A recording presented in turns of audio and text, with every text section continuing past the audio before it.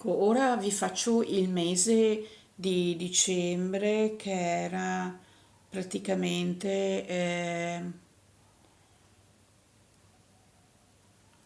nel 2022, ma queste sono tutte poesie di 10 anni fa.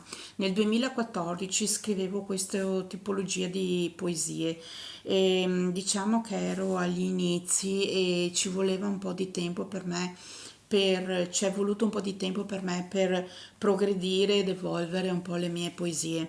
Se non capite qualcosa, basta soltanto che me lo scriviate nei commenti e non faccio altro che spiegarvi. Sono facili, questo era il mese di dicembre, poi metterò anche il mese di novembre e poi non so quanti mesi ci siano ancora. Ne- Sono tutte mensilità del 2014-2015, quindi sono tutte cose molto di tanto tempo fa. Poi ne ho una caterva, insomma, devo scrivere, devo fare un libro intero.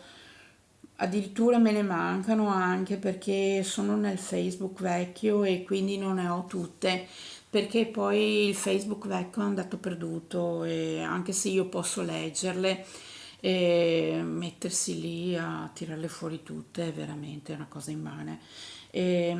Vi auguro buona serata anche a voi e presto ci proporremo a fare anche qualcosa di più antico, in modo che abbiate una idea di chi ero qualche anno fa.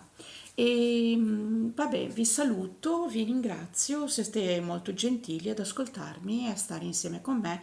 Il mio caffè mi aspetta sempre, è tipico mio di bere caffè e poi ci sentiamo a dopo. Ciao ciao!